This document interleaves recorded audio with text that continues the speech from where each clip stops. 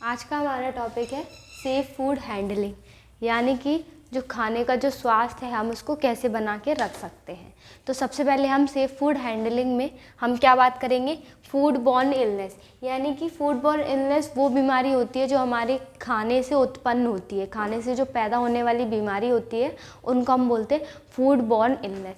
तो हम food borne illness को कैसे डिफ़ाइन करेंगे, तो क्या होता है कि फूड बॉर्न इलनेस हमें कुछ जो चीज़ें होती हैं उनसे हो सकती है। तो सबसे पहले क्या होता है, अगर हम जैसे जो जानवर हैं या जो प्लांट्स हैं, अगर हम उनसे जो भी खाने का जो कंज्यूम कर रहे हैं, जैसे हमें जो प्लांट्स रहते हैं वो फ्रूट्स एंड वेजिटेबल्स वगैरह देते हैं, और जो एनिमल्स रहते हैं उनको हम उनके मीट भी खाते हैं, और उनसे मिला हुआ प्रोडक्ट जैसे कि जो गाय और भैंसें होती हैं उनसे हम दूध भी लेते हैं। तो अगर ऐसा जो भी खाने का पदार्थ है या जो फूड मटेरियल है हम उन एनिमल्स और प्लांट से ले रहे हैं जो कि ऑलरेडी इन्फेक्टेड है, यानी कि जो ऑलरेडी बीमार हैं, किसी न किसी बीमारी से ग्रस्त हैं, जैसे कि आजकल बहुत ज़्यादा जो गाय में लंपी वायरस देखने के लिए मिल रहा है, तो क्या होता है वो लंपी वायरस की वजह से जो गाय है वो ऑलरेडी इन्फेक्टेड है, अगर हम उन गायों का दूध लेते हैं या दूध पीते हैं तो क्या होता है उनसे हमें बीमारी होने का, यानी कि जो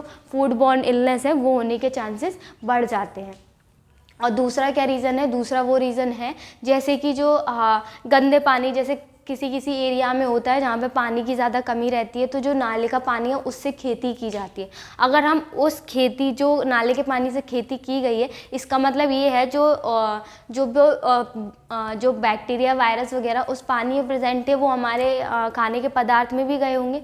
तो अगर हम वो खाने का पदार्थ का सेवन करते हैं तो हो सकता है उस खाने के पदार्थ से क्या होगा, हमें बीमारी यानी कि फूड बॉर्न इलनेस होने के चांसेस बढ़ सकते हैं। और उसके बाद में हम देखेंगे जैसे कि अगर हम गंदे बर्तनों में जो हमारा मतलब सोर्स है, हम गंदे हाथों से खाना खा रहे हैं तो उससे भी चांसेस हो सकते हैं कि हमें फूड बॉर्न इलनेस हो जाए। इसके बाद में हम बात करेंगे कि किन किन मतलब कौन कौन से बैक्टीरिया ऐसे रहते हैं जिनसे फूड बॉर्न इलनेस होने के चांसेस हैं। जैसे बहुत सारे बैक्टीरिया हमने आजकल देखे होंगे, बैक्टीरिया वायरस, नोरो वायरस हुआ, साल्मोनेला हुआ, क्लॉस्ट्रीडियम हुआ, ये सब बैक्टीरियाज होते हैं। ये कौन कौन सी डिसीजेस कॉज करते हैं, ये हमें टाइफाइड कॉज कर सकते हैं, डायरिया कॉज कर सकते हैं, डिसेंट्री कॉज कर सकते हैं, ट्यूबरक्लोसिस कॉज कर सकते हैं। तो ये सब जो बीमारियां हैं ये कौन सी होती है, फूड बॉर्न इलनेस होती हैं, जो हमें खाने की वजह से, खाने के गंदा होने की वजह से, या जो खाने से उत्पन्न होने वाली जो बीमारियां होती हैं वो उनको हम फूड बॉर्न इलनेस बोलते हैं।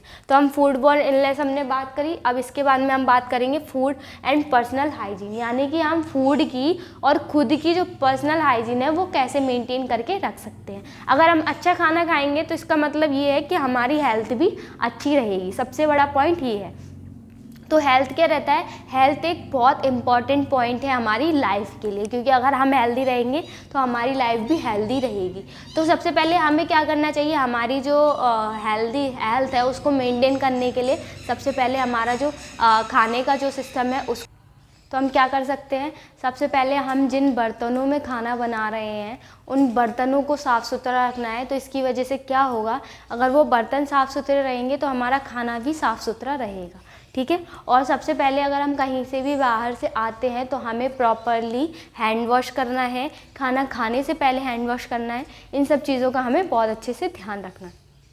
और थर्ड, हमें क्या करना है, हमें हमारे नेल शॉर्ट और क्लीन रखने हैं, यानी कि जो हमारे नाखून होते हैं उनको छोटा और साफ़ सुथरा रखना है, क्योंकि हम हाथों से खाना खाते हैं तो नेल्स में क्या रहता है, जो हमारी डर्ट रहती है वो भर जाती है और वही डर्ट हमारे मुंह के थ्रू हमारी बॉडी में चली जाती है। तो क्या करना है, हमें अनहेल्दी से बचने के लिए, हमें हमारी हाइजीन मेंटेन रखने के लिए हमें क्या करना है, हमारे नेल शॉर्ट और क्लीन रखने हैं, ठीक है। और नेक्स्ट पॉइंट में हम देखेंगे कि जो भी खाना खाने वाले, उनको हम, जो खाना बनाने वाले लोग होते हैं उनको हम हैंडलर बोलते हैं।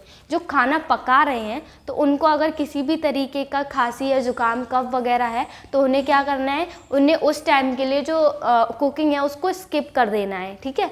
और अगर उनको खांसी ज़ुकाम हो रहा है, अगर दूसरे पर्सन्स को खांसी ज़ुकाम है घर में किसी को भी, तो उनको क्या करना है, अपने माउथ और नोज़ को कवर करके रखना है। तो ये कुछ ऐसी चीज़ें हैं जिनसे हम क्या कर सकते हैं, जो फूड बॉर्न इलनेस जो होती है या फिर फूड बॉर्न डिसीज़ेज़ जो होती है उनसे प्रिवेंट होने से हम बचा सकते हैं। इसके बाद में हम देखेंगे सोर्सेज, यानी कि फूड बॉर्न इलनेस जो होती है उसके सोर्सेज क्या क्या होते हैं। तो सबसे पहले सोर्सेज हमें कहाँ से हो सकते हैं, यूटेंसिल्स से, मतलब एक यूटेंसिल्स जो होते हैं वो सोर्सेज होते हैं। यूटेंसिल्स मतलब जो बर्तन होते हैं, जिन बर्तनों में हम खाना पकाते हैं, उन बर्तन, अगर वो बर्तन गंदे होंगे तो क्या होगा, उन बर्तनों से हमें डिसीज़ हो सकती है। ठीक है, उसके बाद में हम देखेंगे कि जो यूटेंसिल्स के बाद में हम देखते हैं कि क्या क्या हो सकता है। यूटेंसिल्स के बाद में हम देखते हैं फूड, तो मतलब फूड के थ्रू हो सकता है। हमें फूड के थ्रू कैसे हो सकता है, अगर हम ऐसा खाना खा रहे हैं जो गंदा है, गंदे का मतलब हम बोल सकते हैं, या हमने खाना खुला छोड़ा हुआ है,